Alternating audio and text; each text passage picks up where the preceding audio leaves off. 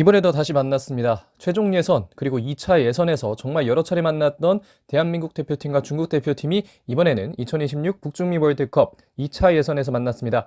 과연 우리 그리고 여러 유럽파 선수들이 만들어낼 중국 대표팀의 공격력 내지는 경기력 어떨지 지금부터 한번 찾아보도록 하겠습니다. 자, 우선 중국 대표팀에 대해서 간략하게 알아보겠습니다. 피파 랭킹 79위에 위치하고 있고요. 지난 2차 예선 1차전에서는 2대1로 태국 원정에서 승리를 가져왔습니다. 사렛 유엔 선수에게 먼저 실점을 했지만 29분에 우레이 선수가 동점골을 만들어냈고요. 이후 74분에 왕상위안 선수가 역전골 만들어내면서 태국 원정에서 승리를 다시 한번 가져왔습니다. 올해 전적 9경기 동안 4승 2무 3패. 여러 상대한 국가들의 면면을 살펴보면 그렇게 좋은 성적은 아니지만 표면적으로 보면 나쁘지는 않은 성적입니다. 두 줄평 공안층을 이어가기를 최종 예선 무혈 입성을 위하여 꼭 잡아야 하는 중국 대표팀입니다. 자, 현재 이 2차 예선 C조 상황 또 짚고 넘어가지 않을 수가 없겠죠. 1위는 대한민국입니다. 싱가포르를 상대로 5대0 승리를 거둔 대한민국은 다음 경기 중국과의 경기를 앞두고 있고요. 2위 중국 역시 태국을 상대로 2대1 승리 거두면서 똑같은 승점 3점이지만 득실차 4점의 차이가 났고요. 다음 경기는 이 대한민국과 경기를 할 예정입니다. 3위인 태국, 앞에서 말씀드렸다시피 중국에게 패배를 하면서 득실차 마이너스 1이 됐고 싱가포르는 득실차 마이너스 5가 됐습니다. 1위, 2위가 맞대결을 하고 3위, 4위가 다시 한번 맞대결을 하는 그런 상황이 이번 2차전에 만들어지는 그런 상황입니다. 사실 우리 대표팀의 경기는 너무나 다양하게 많은 분들이 보셨을 거기 때문에 제가 포인트를 집어드릴 필요까지는 없을 것 같지만 이 중국과 태국의 경기는 약간 또 짚어드릴 필요가 있지 않을까라는 생각을 하는데요. 득점자는 우리 선수와 왕상위안 선수였다고 앞에서 말씀을 드렸습니다. 여기서 이 세 가지 정도의 주목할 포인트를 일단 살펴보면요. 역시 수비는 단단하지 못했습니다. 이전에도 꽤 많은 분들 내지는 저도 생각해왔던 거지만 이 장광타이, 이 타이어스 브라우닝 선수가 빠지는 등 이 수비진에서 몇 가지 부분에 출혈이 있었거든요. 이런 상황에서 주전 선수들이 꽤 빠져있는 중국의 수비였는데 여러 위기들을 온전하게 넘기지는 못했고 이 태국 선수들의 결정력 저하 내지는 이 옌질링 선수의 엄청난 선방 이런 것들이 이 수비진의 미스들을 커버해주면서 결국 1실점밖에 하지 않았지만 꽤 많은 실점 기회들이 있었습니다. 그리고 양쪽 윙백의 수비도 상당히 좀 신기하게 들어갔는데요. 간혹 좀 집을 나가 있었습니다.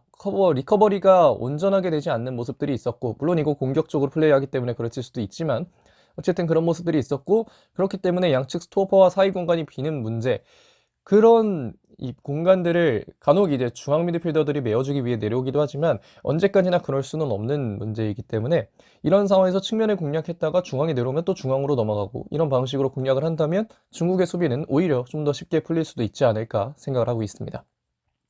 여기서 주목할 만한 선수는 웨이시아오 선수인데요. 소속팀에서는 윙포워드를 보는 선수이지만 어제는 중앙 내지는 1.5선 내지는 2선에서 플레이를 해줬던 선수입니다. 역습 상황에서 볼 운반 역할을 해줬고요. 이쪽을 잘 잡으면 우레이까지 볼 전달이 어렵겠다 싶을 만큼 웨이시아오 선수의 지난 경기 역할은 상당히 컸습니다. 그렇기 때문에 이 웨이시아오 선수 꼭 한번 지켜볼 필요가 있지 않을까 생각을 하고 있습니다. 자, 이런 중국 대표팀과 대한민국 대표팀의 역대 전적 한번 살펴보도록 하겠습니다. 전체 전적 보면 22승 12무 2패. 대한민국 대표팀이 굉장히 많이 앞서 있는 상황인데요. 최근 경기는 2022년 동아시안컵에서 벌어졌던 경기였습니다. 당시 이제 3대0으로 대한민국이 일본에서 열린 동아시안컵에서 승리를 거뒀는데요. 주천재 선수의 엄청난 조스카스급 자책골 그리고 권창훈, 조규성 선수가 득점을 기록하면서 대한민국 대표팀이 이 중국 대표팀을 상대로 어느 정도는 좀 편하게 승리를 가져왔던 경기가 바로 지난 경기였습니다. 지난 경기에서는 김승규, 김진수, 권경원, 조유민, 윤종규, 황인범, 백승호, 권창훈, 나상호, 조규성, 엄원상 선수가 출전을 했었는데요. 이 중 현재 대표팀 주전급 선수들은 김승규, 황인범, 조규성 선수입니다. 이 세 명의 선수는 지난 1차전에서도 출전을 하면서 본인이 주전급 선수라는 걸 다시 한번 또 증명을 했었고요. 이 당시 점수차가 크게 난 이유를 좀 생각을 해보면 황인범 선수가 잠시 서울에 임대를 오는 등 국내 자원에도 강화가 있었고 중국 대표팀 역시 연령별 대표팀을 보냈던 그런 뎁스의 문제점이 있었기 때문에 이 대한민국 대표팀이 비교적 중국을 상대로 쉬운 승리를 가져갈 수 있었습니다. 자, 중국 대표팀의 감독은 알렉산더 얀코비치 감독입니다. 이 감독 2023년 2월 24일에 정식으로 성인 대표팀에 부임을 했는데요. 부임 이후 성적과 올해 중국 대표팀의 성적 똑같습니다. 9경기 동안 4승 3무 2패 성적을 거뒀고요. 온전하게 무언가가 보이지는 않는 현재 중국의 경기력이지만 뭐 이게 쌓여간다면 양코비치 감독만의 색깔도 보이지 않을까라는 생각을 하고요. 지난 2018년부터 중국 연령별 대표팀 감독으로 부임을 했습니다. 그러면서 지난 동아시안컵 바로 직전에 소개해드렸던 그 경기에서 중국 대표팀 감독을 맡기도 했는데요. 이 감독 주로 사용하는 포메이션은 3-4-2-1 내지는 3-4-1-2 그리고 4-4-2 정도를 사용하고 있습니다. 자, 양코비치 감독이 출격시켰던 1차전 선발 라인업, 옌진린 골키퍼, 백3에는 주천재, 장쉥롱, 장린펑, 윙백에는 리레이와 유빙빙 이 선수가 뛰었고요. 중앙에는 우시 그리고 리코예나리스 선수는 중국명으로 하면 리커 선수입니다. 그리고 윗선에 웨이시아오 선수를 뒀고요. 공격진에는 롱탄과 우레이 선수가 전방에서 이 태국의 골문을 뚫고자 노력을 했습니다. 포인트는 역시 앞에서 말씀드렸던 대로 많은 선수들이 빠진 수비진의 약점이었는데요. 과연 또 어떤 관전 포인트들이 있을지 바로 살펴보도록 하겠습니다. 자, 첫 번째 관전 포인트는 앞에서도 말씀드렸다시피 수많은 유럽 출신 선수들입니다. 현재 유럽에서 뛰는 선수는 오른쪽 그림에 나오는 단 한 명, 오샤오충 선수입니다. 이 선수는 터키 2부를 현재 임대로 가 있는 상황인데요.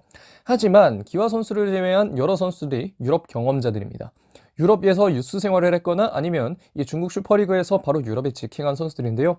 그들이 뛰었던 나라들만 이야기하더라도 포르투갈, 스위스, 벨기에, 영국, 네덜란드, 스페인, 프랑스 상당히 다양합니다.